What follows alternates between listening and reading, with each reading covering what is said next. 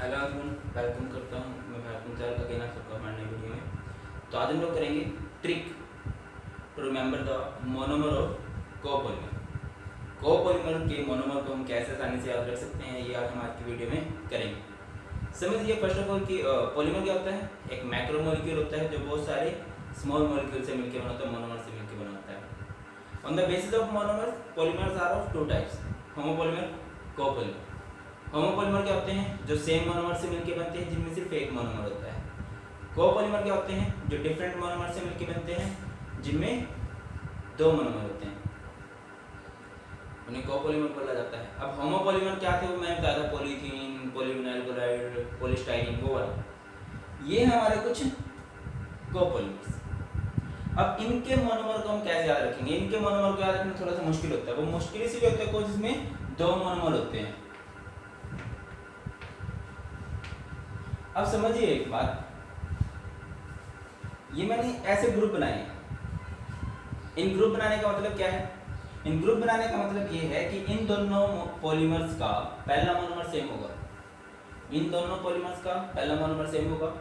इन दोनों पॉलीमर का पहला मोनोमर सेम होगा। और जो दूसरा मोनोमर होगा वो हल्का सा डिफरेंट होगा।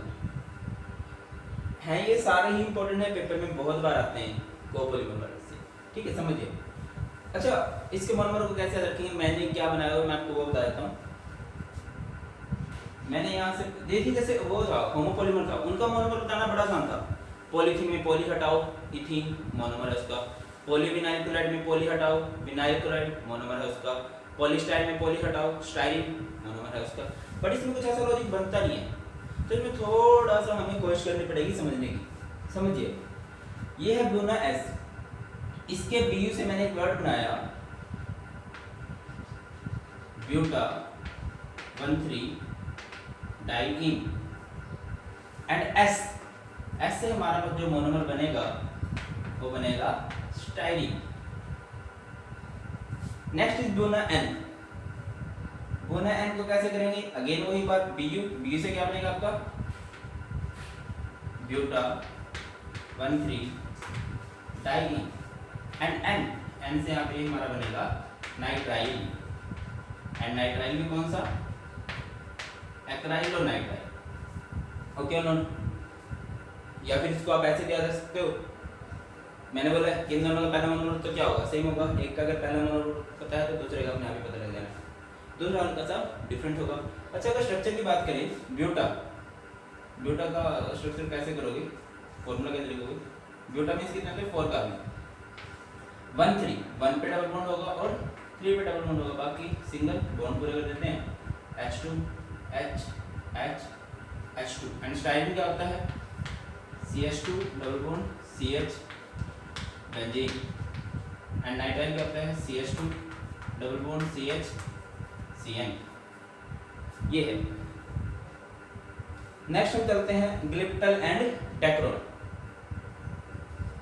इनके मोनोमर को कैसे रखेंगे, इसको कुछ ऐसे कीजिए, ग्ली को अलग कीजिए, टल को भी अलग कीजिए। ग्ली से यहाँ पे वर्ड बनेगा ग्लाइकोल। एंड ग्लाइकोल भी कौन सा, इथाइलिन ग्लाइकोल। होता क्या है ग्लाइकोल, जब दो लगातार कार्बन के पास क्या होता है, OH होता है, उसी को हम लोग क्या बोलते हैं, ग्लाइकोल बोलते हैं। एक हमारा होता है ग्लिसरॉल। ग्लिसरॉल क्या होता है, जब 3 लगातार कार्बन के पास OH होता है, उसे बोलते हैं ग्लिसरॉल। तो ये हमारा ग्लाइकोल है। और टल से यहाँ पे वर्ड बनाइए, ये आपका बनेगा पैथेलिक एसिड। पैथेलिक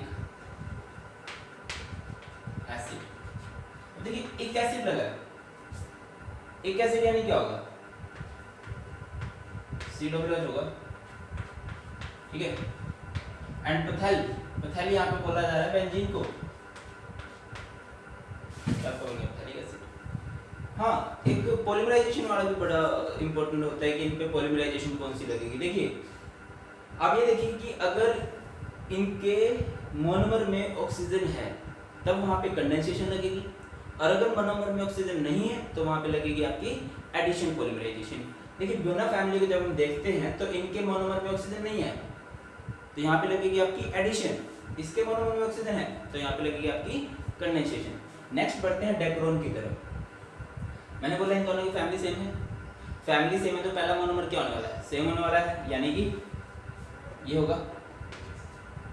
अच्छा डाइक्रोन का दूसरा नाम भी होता है, इसका दूसरा नाम होता है टेरिलीन, टेरिलीन। और यही टेरी हमें काम देने वाला है। कैसे काम देगा, यहाँ पे आप लोगों ने याद रखना टेरिपथैलिक एसिड, टेरिपथैलिक एसिड। पैथैलिक एसिड क्या था, एक एसिड क्या था, COOH, COOH। पैथैलिक मींस होता है बेंजीन। और टेरी बोला जाता है पैरा पोजीशन को, आमने सामने 1/4 कुछ इस तरह से, ये हमारा टेरिपथैलिक एसिड। नेक्स्ट हम बढ़ते हैं नायलॉन 6,6 एंड नायलॉन 6,10 की तरफ।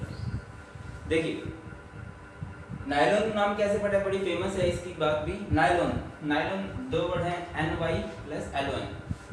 न्यूयॉर्क और लंदन के साइंटिस्टों ने मिलकर इसकी इन्वेंशन की थी, दैट्स व्हाई इसका नाम क्या पड़ा था, नायलॉन। 6,6 यहाँ पे क्या प्रेजेंट करता है, 6,6 मींस है यहाँ पे फर्स्ट मोनोमर में 6 कार्बन है, सेकंड मोनोमर में 6 कार्बन है। नायलॉन 6,10 क्या प्रेजेंट करता है कि पहले मोनोमर में 6 कार्बन है, सेकंड मोनोमर में क्या होंगे आपके 10 कार्बन होंगे। देखिए 6, अच्छा पहला मोनोमर तो इन दोनों का सेम है ना, तो कीजिए पहला मोनोमर होगा हेक्सा मिथाइल डाइमाइन, एंड जो दूसरा मोनोमर होगा इस 6 के लिए देखिए यहाँ पे आपने याद रखना है कि ये होगा आपका एडिपिक एसिड, एंड इसके लिए होगा 10 के लिए सबेसिक एसिड।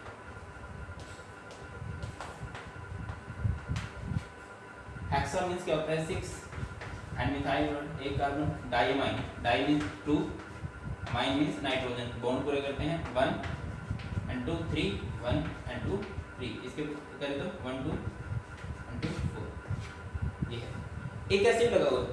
एक एसिड यानी क्या लगेगा, COOH, COOH। अब समझिए नायलॉन 6,6 के लिए आपको कितने कार्बन चाहिए, फर्स्ट चाहिए 6 कार्बन, वो आप बना चुके हो, देन भी आपको चाहिए 6 कार्बन, तो कितने हो चुके हैं 1 2 and 4 रहते हैं, तो आप बोलोगे CH2 4। बात करते हैं बेसिक एसिड की, एक एसिड लगा हुआ है तो क्या लगेगा COOH, COOH। कितने कार्बन चाहिए आपको, 10 चाहिए, 2 आपके हो चुके हैं, कितने रहते हैं 8 कार्बन रहते हैं, 8 टाइम्स बॉन्ड पूरे करो, ये CH2 8 हो गया, एंड ये आपका मोनोमर है किसका, सबेसिक एसिड का। एक बार स्पीडली इसको रिकैप करते हैं कि कैसे। देखिए कोपॉलीमर के हमने 6 एग्जांपल किए हैं, बुना S, बुना N, ग्लिप्टल, डाइक्रोन, नायलॉन 6,6, नायलॉन 6,10। बुना S, बुना N इंपॉर्टेंट है, क्यों इंपॉर्टेंट है, क्योंकि ये कोपॉलीमर है, कोपॉलीमर पे मोस्टली कंडेंसेशन पॉलीमराइजेशन लगती है, बट इनके ऊपर कौन सी लगती है, एडिशन। एडिशन क्यों लगती है, कोजिन के मोनोमर में ऑक्सीजन नहीं है, रिमूवल ऑफ वाटर पॉसिबल नहीं है। इनके मोनोमर को कैसे रखेंगे, Bu butadiene, S styrene, Bu butadiene and nitrile. Next is glyptal and dacron, gly glycol, tal phthalic acid. Next मैंने बोला है पहला मोनोमर इनका सेम ही होगा, यानी कि फर्स्ट तो ग्लाइकोल ही होगा, सेकंड को कैसे याद रखोगे, सेकंड हल्का सा डिफरेंट, क्या वो पैथेलिक एसिड है, ये टायरिलीन बोलते हैं इसको, तो वो होगा terephthalic acid. Next nylon 6,6, nylon 6,10। Paper में क्वेश्चन आता है कि ये 6,6 या 6,10 क्या प्रेजेंट करता है, ये 6,6 क्या प्रेजेंट करता है कि फर्स्ट मोनोमर में 6 कार्बन है, नेक्स्ट में 6 है। 6,10 क्या रिप्रेजेंट करता है, फर्स्ट में 6 कार्बन है, नेक्स्ट में क्या है आपके 10 कार्बन है। अब समझिए कि गैस क्या होगा, फर्स्ट मोनोमर हेक्सामिथाइल डाइमन, हेक्सामिथाइल डाइमन, दूसरा हल्का सा एडिपिक एसिड, एंड इसका क्या होगा सबेसिक एसिड। स्ट्रक्चर मैंने सबके बनाए हैं, बहुत आसानी से आप लोग स्ट्रक्चर बना सकते हैं। होप आप लोगों को वीडियो अच्छी लगी होगी। थैंक्स फॉर वॉचिंग, जय हिंद।